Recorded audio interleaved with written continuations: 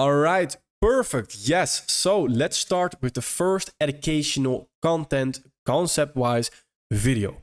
Now, before we actually get started, I need to address three things. First thing being that if you have not watched both intro videos, so that is the intro video of the mentorship itself, and that is the intro video of the house rules. So the new enrollment intro video, which is above this video. That is very important. Otherwise, everything we are doing here can be actually seen as useless if you do not understand those house rules and that intro video. That's very important. Then the second thing is that if anything doesn't make sense right now, then that's okay. That is perfectly fine. It probably will later on. So the way you can see this, the way you can view this mentorship, it's truly like a book. It's a TV show where the plot twist at the end of the TV show doesn't make sense at the beginning of the TV show. So with every video that we go by, that we go over, the story makes a lot more sense. So we build onto every previous video. We build onto the story. The story doesn't all of a sudden start all over again. No, we build onto the previous story. That is very important to understand. So at the beginning, it might be a little bit vague. Over time, over a period of time, it will make a lot more sense. Very important. Then the last thing before we actually dive into it is that these videos are not edited. And the reason for that is because you might expect a lot of edited videos here on the mentorship, which is just not the case. And the reason for that is because I don't want to distract you with anything, and I need you to understand my full thought process behind things. Very important. Then we can dive in. So the story starts here.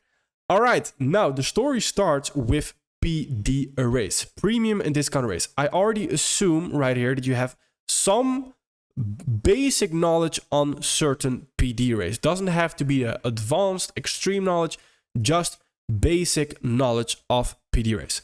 So these PD arrays are very important. And the reason why we start with them is because these are the foundation. They create the foundation of your trading.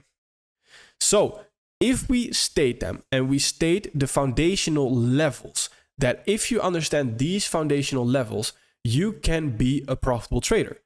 And when I say you need to understand these foundational levels, I mean that I can ask you a question about any of these foundational levels and you fully understand why you're using it, where you're using it, when you're using it, all those things. So let's start off with the first foundational level. The first foundational level is bias. So let me write that down. Bias. That's the first foundational level of trading.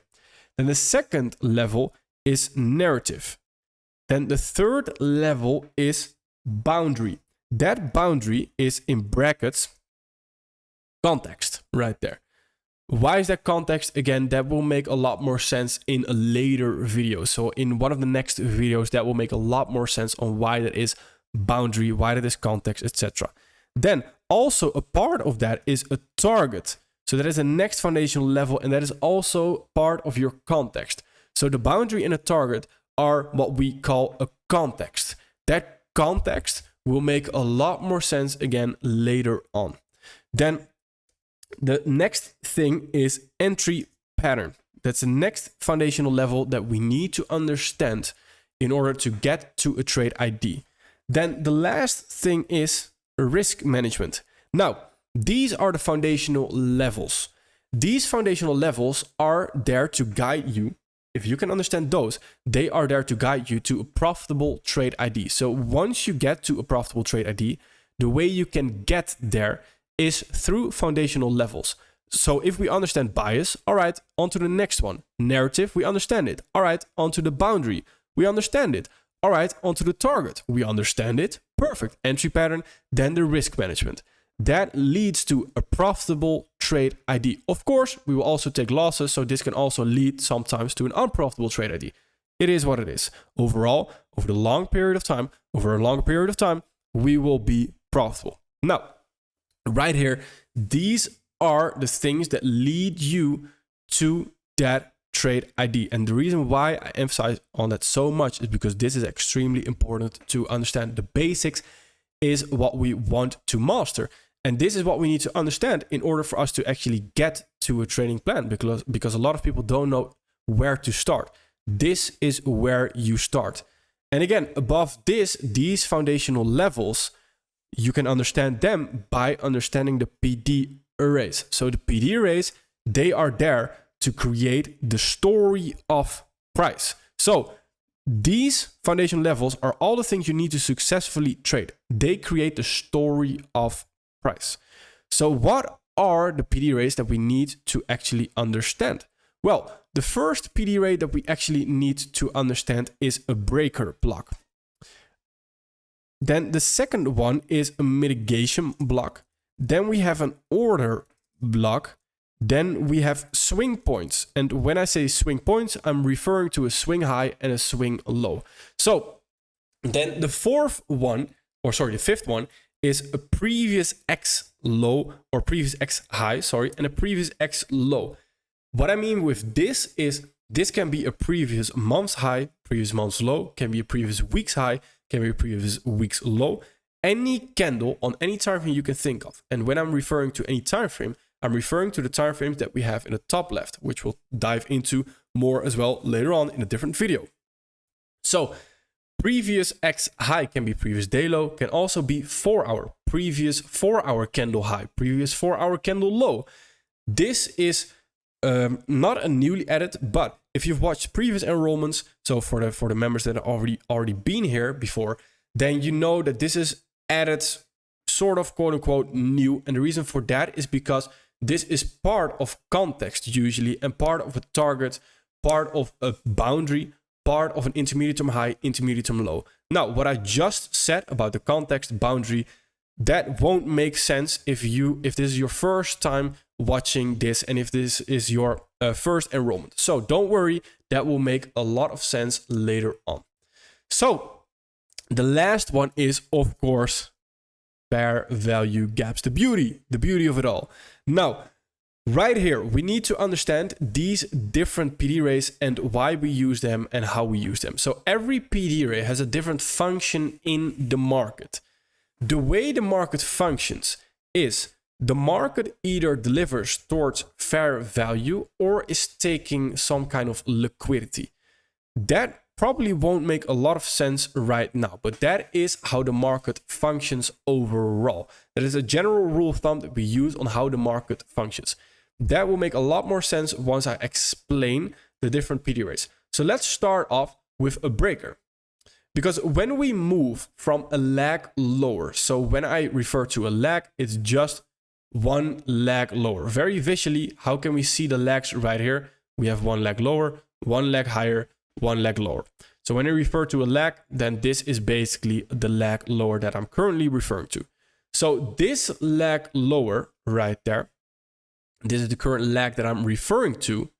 That leg lower has a different PD array every single time in the different grades of that leg.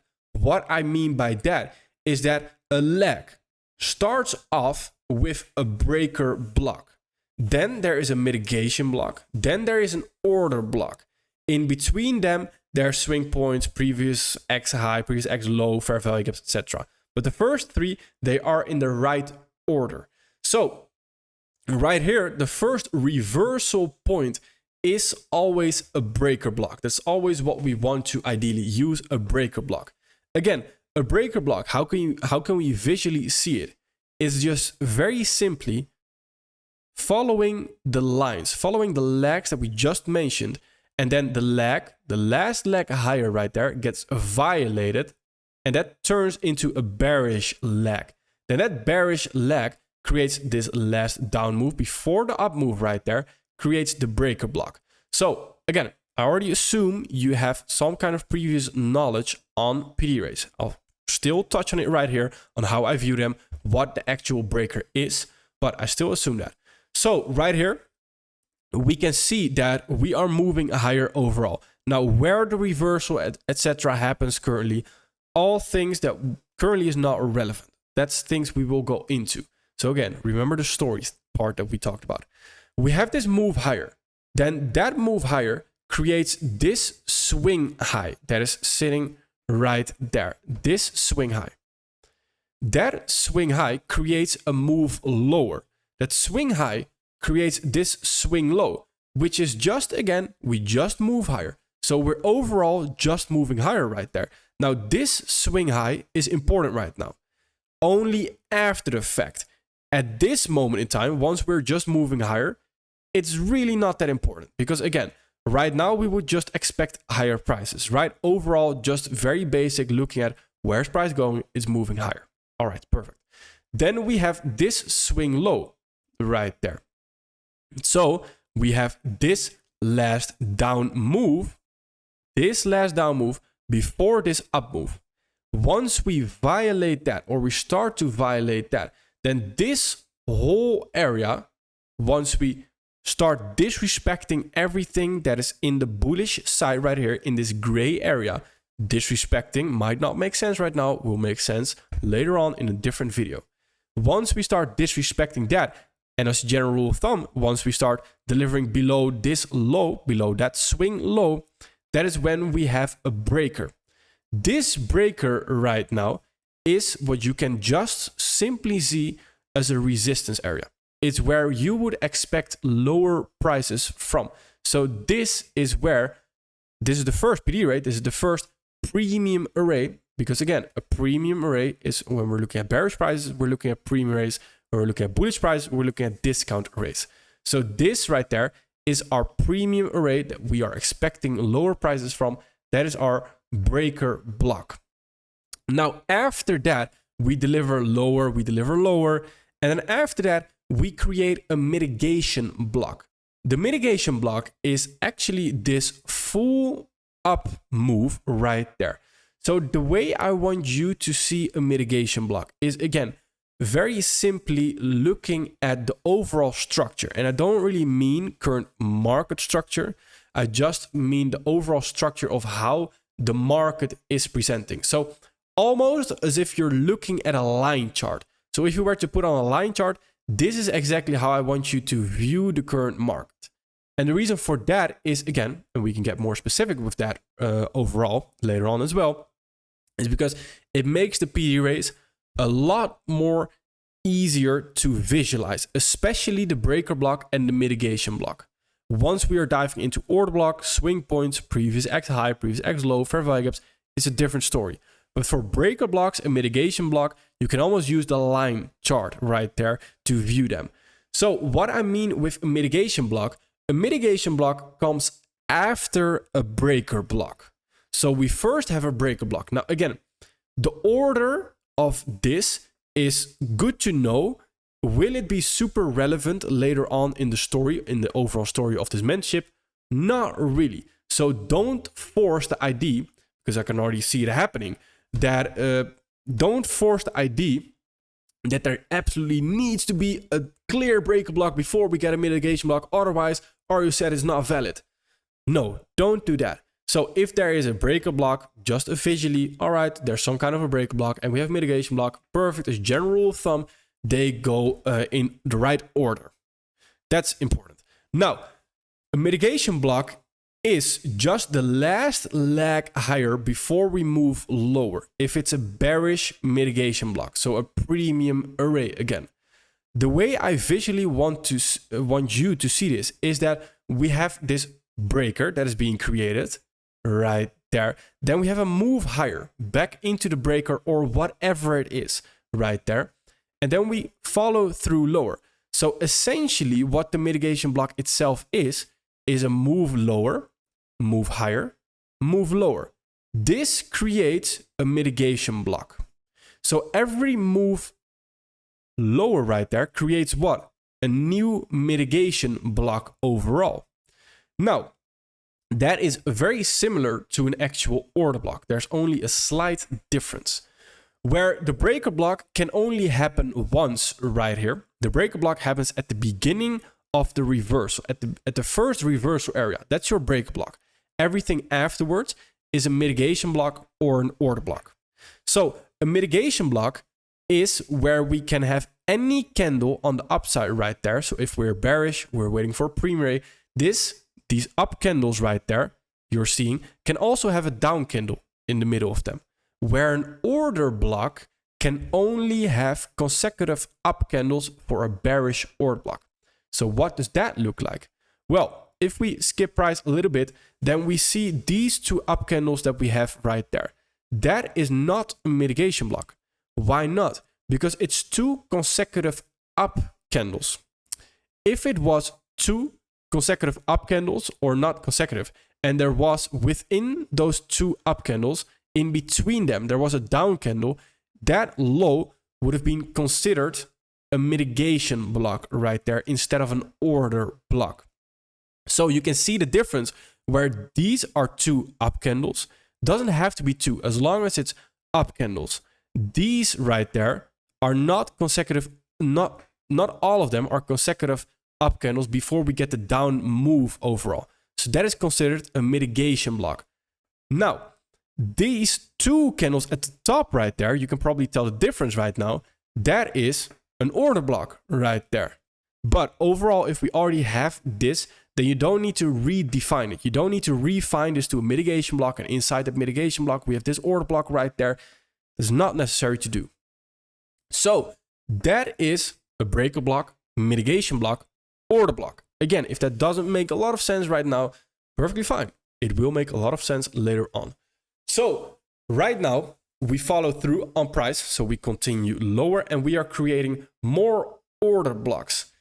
That is quite important to understand because within a bigger mitigation block, from a bigger mitigation block to another mitigation block, we are creating order blocks. So what I mean by that is we just went over this structure, which creates the mitigation block right there, right? Then this right here does what? This creates your mitigation block right there at these lows to then continue lower. In between this delivery, what can we see? We can see order blocks right there, hold. Order blocks right there, hold to deliver lower. And then right here in this new leg lower, order blocks right there, hold. Order blocks right there, hold. Order blocks right there, hold. Why am I telling you this? Because that might sound a little bit vague. It's because mitigation block and order block are basically the same exact thing. And I just mentioned to you, but you just said these consecutive up candles, down candles, etc. makes a difference between order block, a breaker block, mitigation block, sorry. Yes, that is true. But if I were to zoom out on one singular time frame on this mitigation block in that gray area right there. So we remove the order block, breaker block to make it visually more clear. If I were to zoom out right there, then what happens? That becomes what? An order block. So it's only relative, which leads me to the next exact point that a breaker block, a mitigation block, and an order block are there for fair value purposes and trap purposes only. That again is where we now need to dive into the swing points, previous X high, previous X low, fair value gaps to fully be able to understand that. Now, that is again, hopefully that is clear that a mitigation block and order block is all relatively seen to whichever time frame you are looking at overall. It's as long as you understand that those are functioning as fair value. So next part is where we have swing points. So swing points, again, we don't need to overcomplicate this. This is where we have the swing highs. So the swing highs, again, that 3 candle pattern where we have a wick sticking out at the top and a lower wick to the left of it, lower wick to the right of it right there. That creates a swing point. So of course, a swing low right there is the exact same, just vice versa, where we have a wick lower to the left of it, higher to the left of it and higher to the right of it. Swing low, perfect. So these are swing highs right there. Swing highs are also PD rays, and they are also very important in how we interpret price action. And they will come in very handy later on. They are known as liquidity pools. So with liquidity pools, what I mean with liquidity pools, liquidity is basically other market participants. Now that's not us. We are not really liquidity. As in, yes, we are liquidity. We are not the target of liquidity. So you might already be familiar with the story of there's an algorithm and they target liquidity, etc. Yes, again, do I fully know the truth? I would be lying to you if I said, yes, I fully know the truth. And I don't think anyone knows the full truth. But if that makes you comfortable to believe that, then let's add on to that idea, because it makes me comfortable to believe that. And it makes the strategy a lot easier to comprehend. So with liquidity, we talk about swing highs and swing lows. They are liquidity points. That liquidity needs to be taken out for certain market orders to get filled on the other side. Again, this will make a lot more sense later on in this video. Now, previous X high and previous X low. That is very simple. You have a candle. For example, the most recent candle right here on this Wednesday, 15th of November, right there, the most recent candle. The high of that candle is a previous 1 hour candle high right now. And the low of that candle is the previous 1 hour candle low right there. This will also make more sense later on. You just need to understand that this can either be a target and a boundary to go into the lower time frame as well. So all these PD rays, again, are referring to the foundational levels. That is important. They are telling you a certain story of price action to get to a trade ID. So the previous X high, previous X low is just the last candle, previous day high, previous day low, previous week's high, previous week's low, previous month's high, previous month's low. They are, again, liquidity points. That is a liquidity point, because on the lower time frame, what is that? On the lower time frame, that is a swing point. So for example, on the 15-minute, that right there creates what? That swing point, a swing high right there. So the next thing is a fair value gap. Now, the fair value gap is arguably the most important one. Why? The fair value gap, if you're not familiar with it, and I do think you are familiar with it, is a 3-candle pattern. It's important to understand that I say 3-candle pattern for a reason, because that will make a lot more sense later on in the mentorship as well. Where right there, the 3-candle pattern is 1, 2, 3. So we have this candle right there, then we have this candle right there, and then we have this candle. Once that candle closes, it creates this gap right there. That gap, why is that a gap? Because there is no space, or sorry, there is actual space. If there was no space, then the wick would have filled it like this, and that means there was no fair value gap right there. That fair value gap, and you can already tell by its name, is fair value. So when we have a fair value gap, you can also refer to it as an imbalance in price action. It's where price was not delivered fair value. So the market, the way it functions is, and what I mentioned is the way the market functions is fair value and liquidity.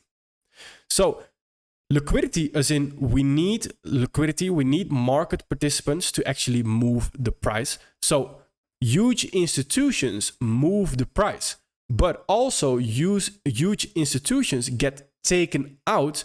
So for example, there are 10,000 lots that can move the price action.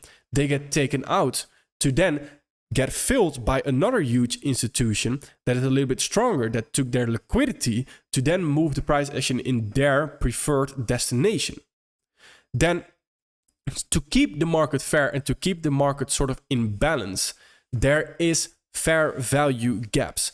So if we only have a bearish delivery right there, then that creates one-sided delivery, one-sided price action. Now, only bearish people, so only bearish market participants right there had the chance to get involved.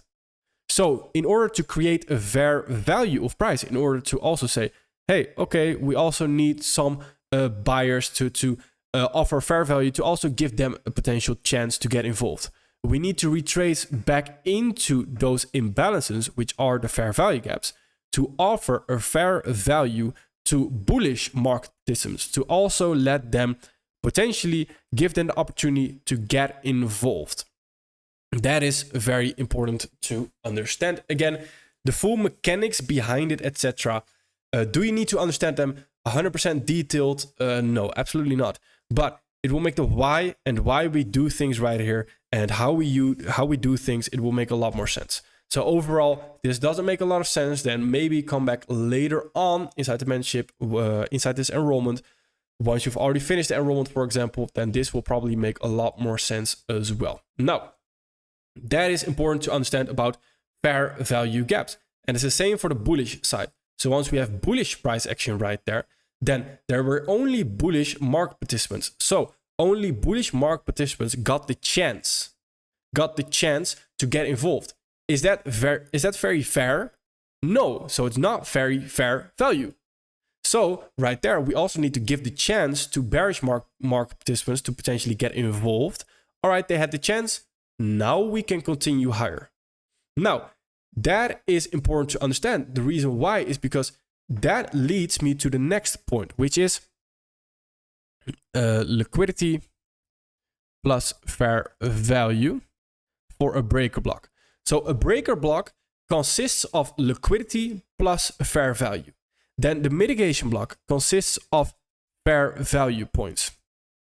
That is the same for an order block right there. That also consists of fair value. I just mentioned to you that the market is either offering fair value or it's grabbing liquidity or taking liquidity or doing whatever it wants, right? So it's either doing one or two things, fair value or liquidity, fair value or liquidity. That is important to understand. Overall, that again doesn't make a lot of sense. It will later on. Then we have swing points. Swing points are there for liquidity. Can also be fair value, but I just refer to the swing points as a swing highs, swing lows right there to see if liquidity gets taken out of the market. Then we have previous X high, previous X low. That also refers to liquidity. And then we have fair value gaps. That refers to, of course, it's already in the name, fair value. Now, why is that important to understand and why have I marked out those things? That is because the way we use these different break blocks, mitigation blocks, order blocks, the different PD rays can be very much simplified. If you know me, and I hate the discussion, and it's a futile discussion on people that try to discuss, that's a break block, that's a mitigation block. No, it's an order block. It's futile. And if you discuss like that, be my guest, you're wasting your energy. But you don't really understand how the market moves if you discuss that. And the reason for that is because, again, the market moves from liquidity to fair value. So it's only liquidity and fair value. So it's constantly either taking liquidity or it's offering fair value. That's the only thing the market is doing. So if we understand that and we place the mitigation block and an order block in the same category, then the mitigation block and the order block, like I already mentioned with the time frame example, are basically the exact same thing. The only thing it is support and resistance, the way we see it. And again, I don't mean the random lines you draw, but that is the way you can view it. It's fair value. It's a fair value level, a fair value level of support or resistance. Then the same can be said about a breaker block. But a breaker block is not necessarily fair value. It's more so a liquidity story because it takes liquidity before it moves the opposite way. Then for a swing point is again also a liquidity. Previous X high, previous X low, also liquidity. Fair value gaps, also liquidity. So again, the discussion of something being an order block, a breaker block, mitigation block is very futile and it's extremely almost stupid, I would call it. Because if you argue about that, then you just don't really understand how the market functions in itself. The names are just there to make you more comfortable. When people are learning new things, it's easier to label certain things because it will make a lot more sense on why it is that, on what it is exactly. If I just tell you it's fair value, then okay, it might make sense. But if I tell you it's a mitigation block, okay, that makes a lot of sense. So that is quite important to understand. And it's the same for an order block, etc.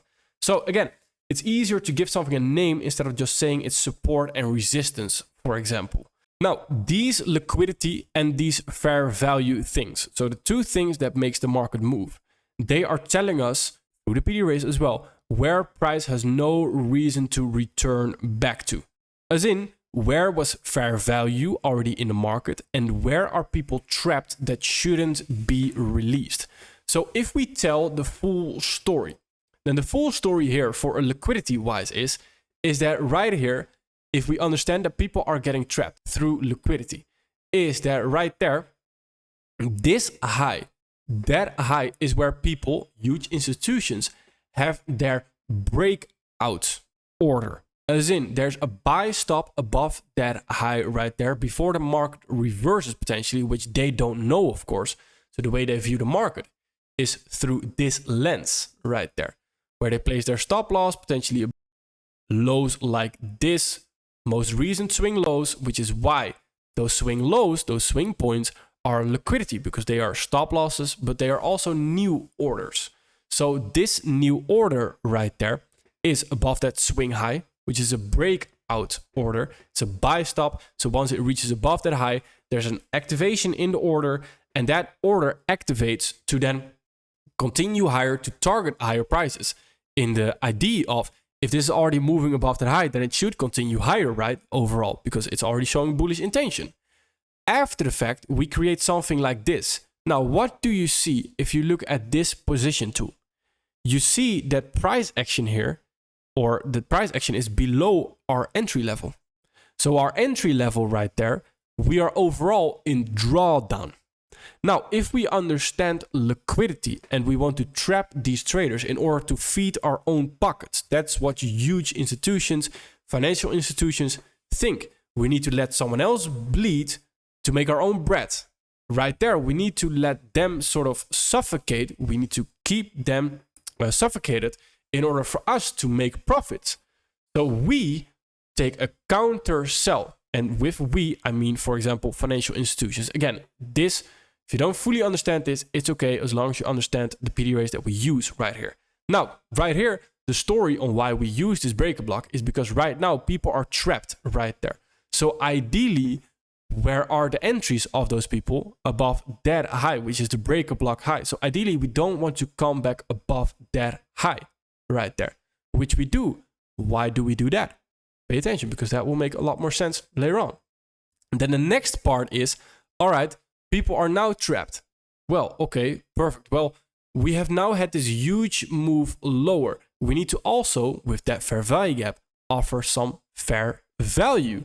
So that is where the fair value comes into play, and we return back to that to then continue lower, which creates what? This mitigation block right there. That mitigation block is marked out by this low right there. That low is where price is now in fair value. Because again, the whole story we just mentioned of we are moving lower right there, and we only had sell side participants, we only had bearish participants, we need to offer some bullish participants as well. All right, perfect. How can we do that? Well, we can see that through fair value gaps. Also mitigation blocks, because mitigation blocks right there creates what? Well, we had this this sell leg right there. So sell side participants were able to short the market. We didn't really get buy opportunities. All right, so we offer some buy side to the market as well. Perfect. Then after that, we have offered sell side and buy side. So everything below this low right there is what? It's not fair value yet. So everything above that low is already fair value. So there's no reason for price to retrace far back above this mitigation block low right there. And that is where we then continue lower. And it's the same story for after we create that new order block, which is again, can just be seen as a fair value area. Because right here, we have this this move lower, which again is a sell side, which we mentioned. All right, everything below this area, below that low, there are only sell side participants in the market right there. Let's offer some buy side. That buy side gets offered right there, and even more refined a little bit right there to make it easier to understand the story. So this right there is where we had the retracement. All right, so this is where we had the sell side to the buy side right there. So everything below this low is not fair value. And everything above it right there is already fair value. So again, there's no real reason to then continue higher. So that is very important to understand about fair value. And that continues and continues. It's the same with this right there, where we have this move higher. And then we have this, everything below this. And that is why we see this wick, because that is where the fair value was. And then we do the same exact thing right there and right there. And we just keep on continue doing that. And that is also why we saw this overall bigger retracement, because we already had this move lower, the move higher, sell side is offered, buy side is offered. We get only sell side. So everything above this low right there is what?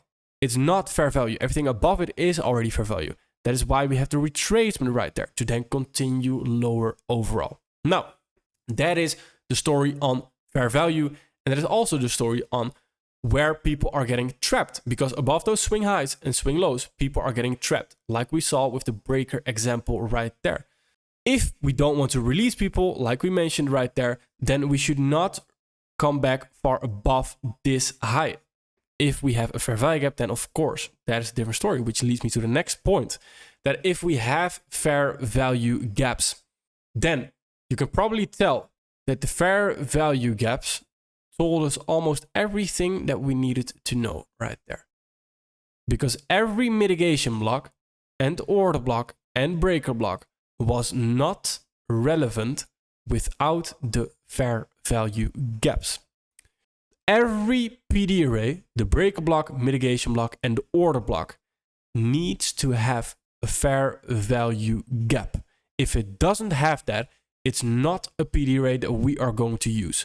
This is extremely important to understand. So the reason why I use this breaker block right there, because I had a fair value gap right there. So it's overlapping with the breaker block. The reason why I use this mitigation block is because it had a fair value gap right there. That is why I use that mitigation block, and that's why it's a valid mitigation block. The reason why I use this order block is because it had a fair value gap overlapping right there. Now, why did I use the low right there of that wick on that order block, and why did I use the body right there of that mitigation block? If the point, so the exact low of the candle, which creates the PD array, so in this case, it's the order block right there. That is the low of the PD array. That is when you want to see if it's overlapping with a fair value gap. If the exact wick low, so the exact smallest point right there, the exact tip right there, is overlapping with the fair value gap. So there's a fair value gap right next to it, or at least this area right there leads into a fair value gap right there. Then you use the wick, the low of the wick. Why is that?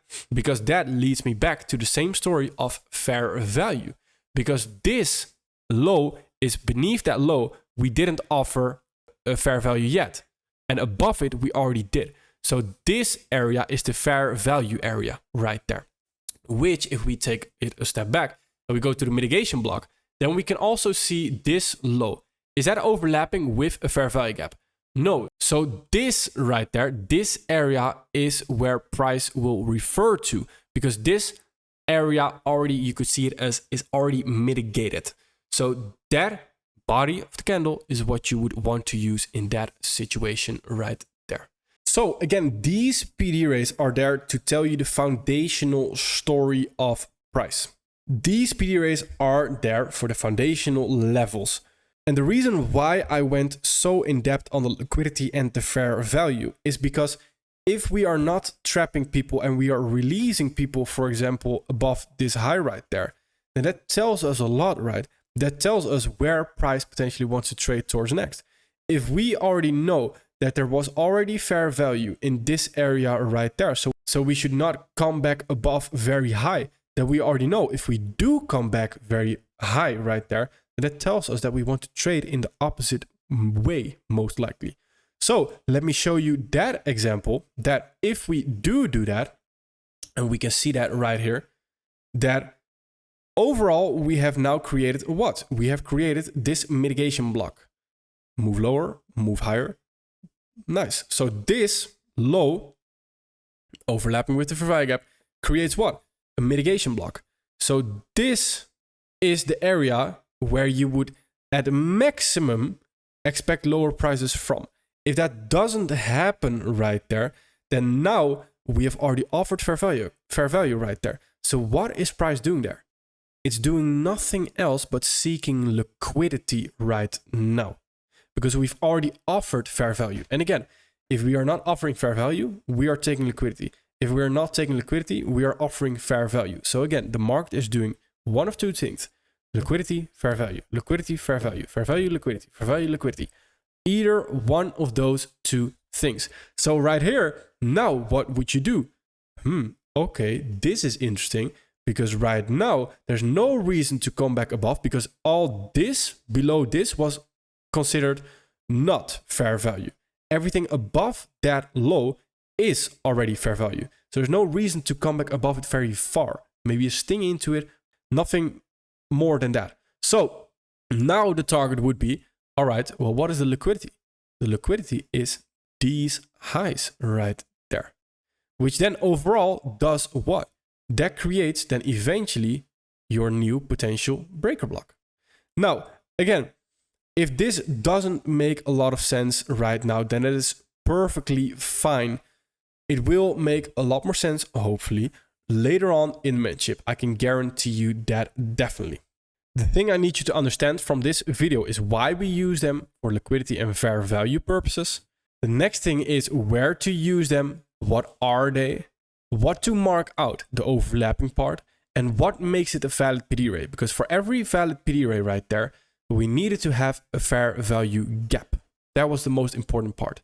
If you can understand those questions again, then you are doing absolutely perfect. And as well, understanding that we are not using any more PD arrays than the PD arrays that we have right here. So this is all the PD arrays that we use: breaker block, mitigation block, order block, swing points, previous X high, previous X low, fair value gaps. That's the only thing we use right here. And how we use them, etc. Because certain previous X high, previous X low, we've not really gone into. But that is something in a different concept, combined with a different concept, we will eventually go into. Take your time studying this, because already in the first video, there's a lot of information to take in. And in the next video, we will, of course, build onto this idea, which will make it a lot more sense, of course. All right, perfect. Thank you.